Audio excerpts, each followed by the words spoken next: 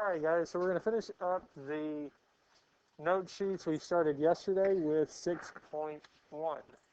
And this is what we left off with, is the power of a product property and the power of a quotient property.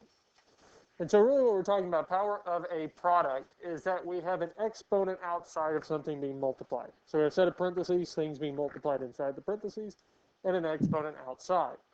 And what this property states is that whatever the exponent is on the outside will apply to everything inside the parentheses.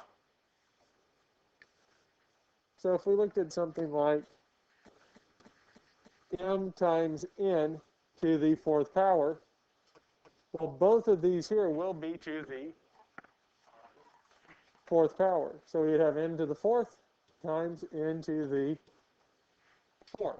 The power of a product is that really that exponent is going to be applied to both things inside the parentheses. The same thing is true with division. N divided by n to the fourth. That would give us m to the fourth over n to the fourth. Those exponents will go inside.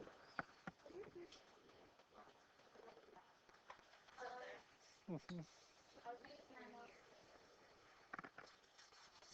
you think if my class looks like this, my phone could be will it heal? Because it looks like there's bubbles.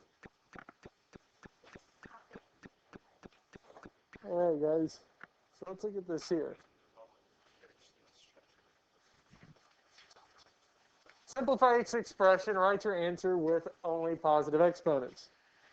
So right now we have, I'll rewrite it, negative 1.5 y squared. Negative 1.5 y in parentheses squared. The quantity of negative 1.5 times y in quantity squared. Now, according to our theorem that we have, this postulate, two different things, but theorems and postulates, but according to what we just saw, both of these will be able to have the square. It's going to apply to both of them. So what we're saying is that the negative 1.5 will be squared and the y will be squared. Every term inside the parentheses will be squared.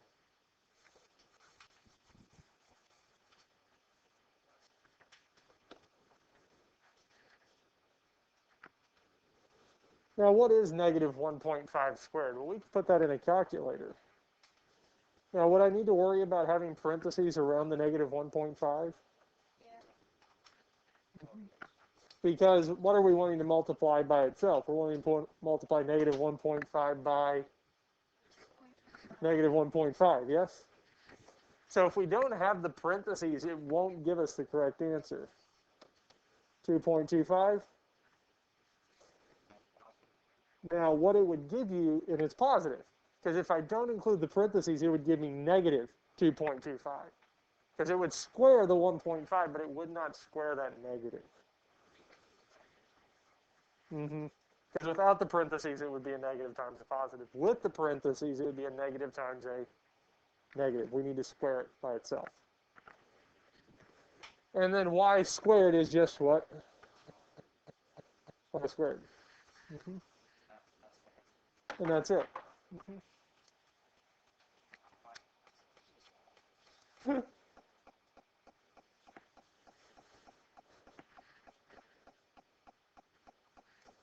Any questions on this so far? We good with everything so far? Because what we're saying is, according to this property here, to find the power of a product, so two things being multiplied together to a power, it's the same as each one of those inside the parentheses to that same power. Right. I put it in parentheses because of this negative 1.5, because the negative 1.5, that whole term is to the second power. So I put it in parentheses. And then I put the second quantity in parentheses, the second number. Because the 1.5 will be to the second power. Y will be to the second power, that whole term.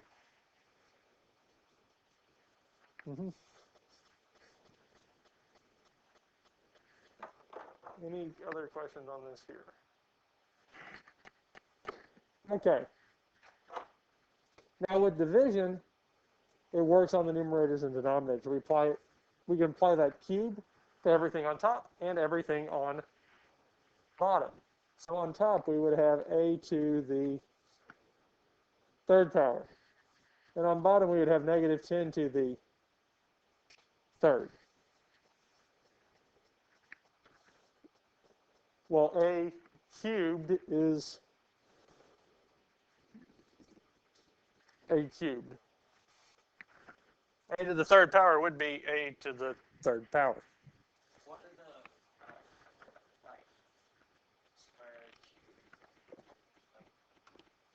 Squared is to the second power.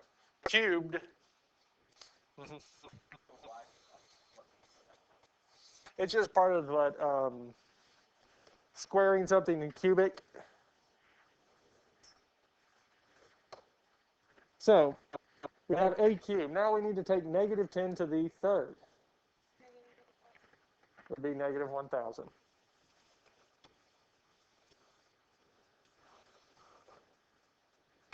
And that's it here. Now, unfortunately, we can't type this whole thing into the calculator and it would solve it because the calculators that we have and we're using have to have a value for any variable. So A would need a value for it. Questions on this here?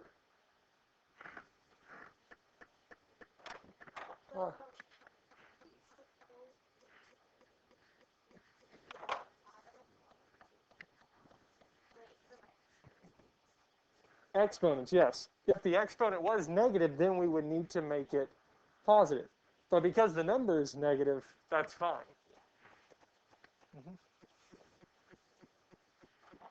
Let's look at the next one here. 3d over 2 to the fourth. Well, we can apply the fourth power to everything that is on top and everything that is on bottom. So we would have 3d to the fourth over 2 to the fourth. Because we can apply it to everything on top and everything on bottom.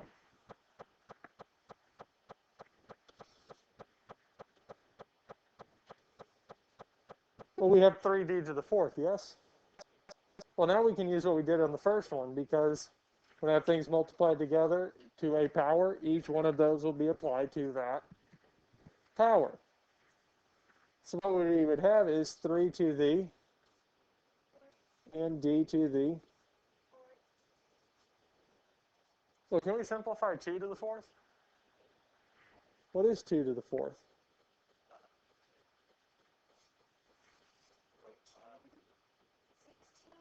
So 2 times 2 is? Times 2 is? Times 2 is? So 2 to the fourth would be 16.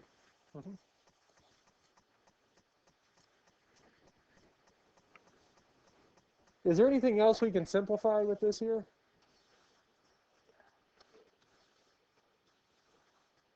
Well, 16 is as simplified as it gets. D to the fourth is, well, D to the fourth. We can't do anything with it. What about 3 to the fourth? So 3 times 3 is? Times 3 is? Times 3 is 81.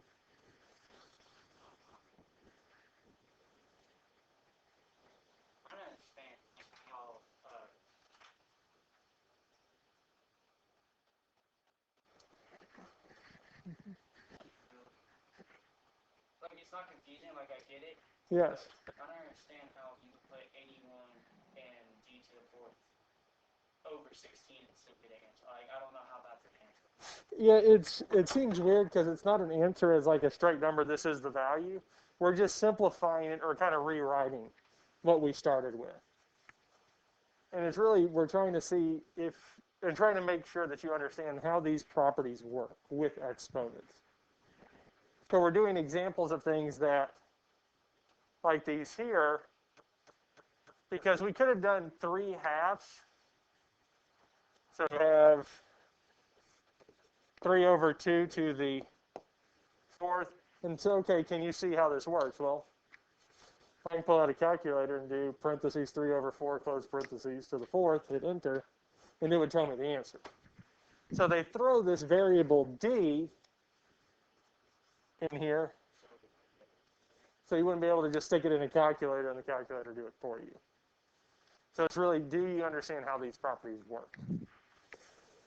Because there's going to be some, even though that they're all variable or all numbers, won't quite just simplify. We have to do it by hand. Okay.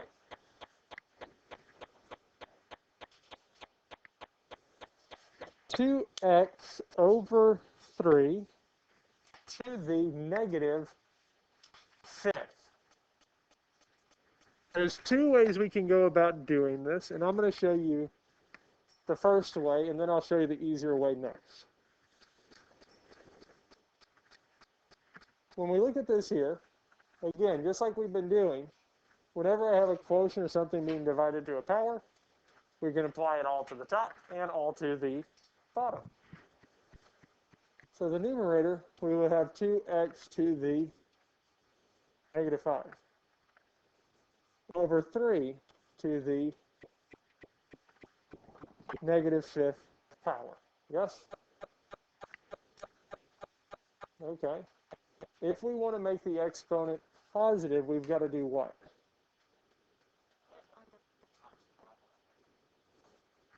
Well, that times it, we've got to move it, because if we move it from the numerator to the denominator, or the denominator to the numerator, anytime we go up and down, the power or the exponent goes from positive to negative, or negative to positive. So, yes. So if I move the 2x to the 5th to the bottom, I'm going to get 2x to the 5th. Because since it was negative 5, it's going to become positive. The one on bottom is going to go to the top, so our 3 to the negative 5th will just be 3 to the 5th. So really we did what? We flipped it, didn't it?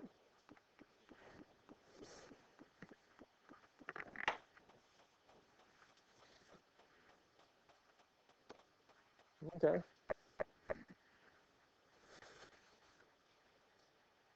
Can we take 3 to the 5th power? Well, yes.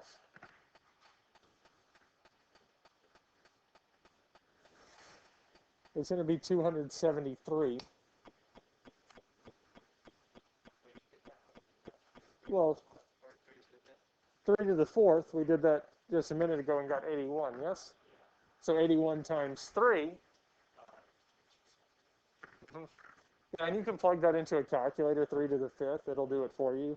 I'm not expecting you to know 3's out this far, 3 to the 5th. It's not something you absolutely need to know. Now in the denominator, well, we can apply the 5th power to both of them. So we'd have 2 to the 5th, x to the 5th.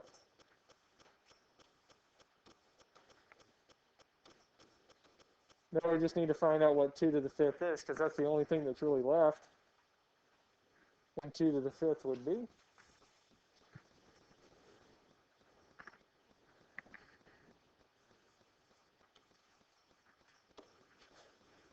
I believe it should be 32. Because 2 times 2 is 4, times 2 is 8, times 2 is 16, times 2 is 32.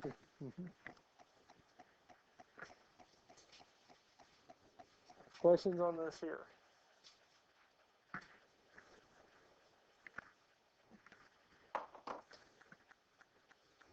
Okay.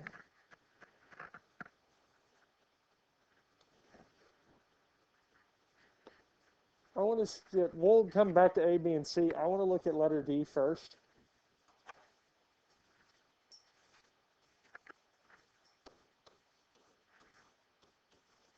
They're all negative like that. The negative exponent.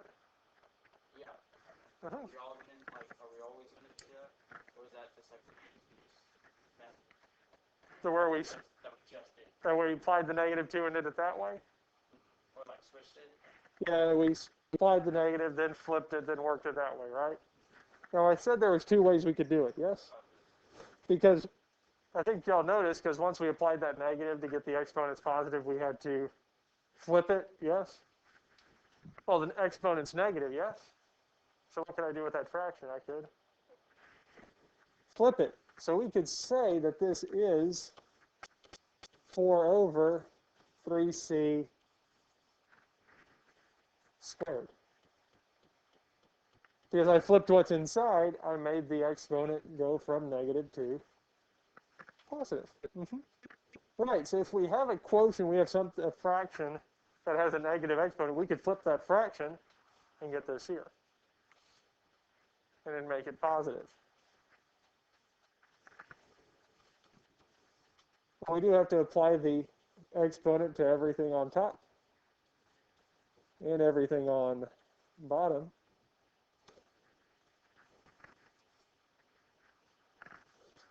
Well, what is 4 squared?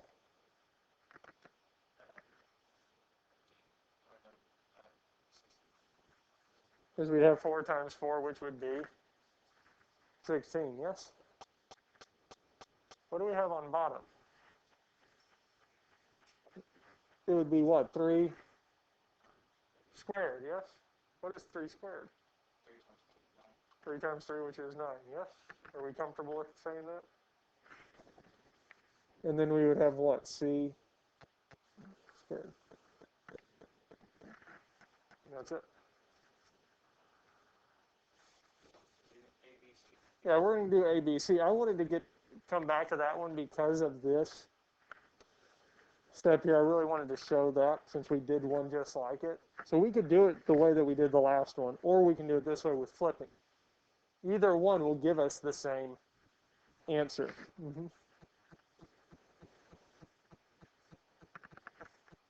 Any questions on this here before we look at A, B, C? Okay. Let's look at A, negative 3x to the third. So again, with this multiplication, we could say that this is negative 3 to the third times x to the third. We can split it up like this here. So what is negative 3 to the third? You want to plug it in. See what you get.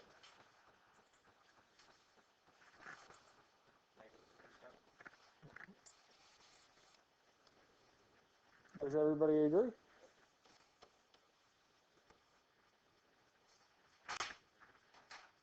Then we're going to have x to the third. Right over the top of it.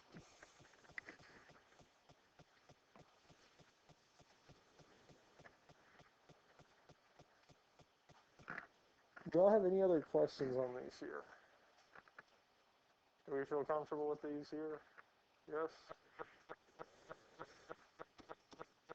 Well, B, again, we apply it to everything on top and everything on bottom. Well, on top, we're just going to have B to the,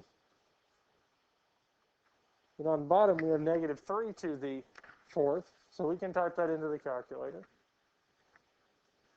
We would type it in as parentheses, negative.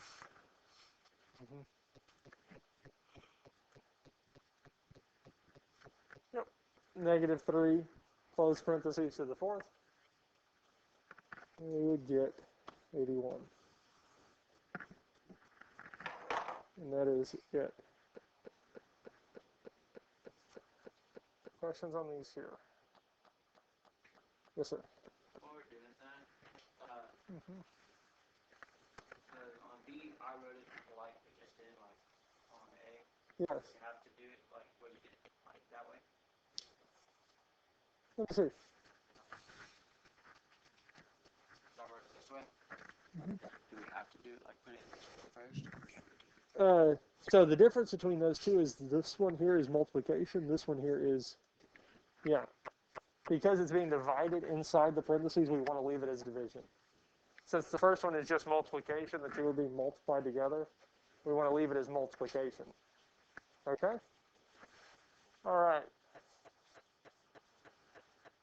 I'm going to skip C, and that's it. We're done with this here. I want to give you, the reason I'm stopping and not doing C is I want to give you time to work on the actual assignment in class today. So we're not going to worry about the areas or any of the rest of the note sheets. So, because I want you to go on and get started with the assignment.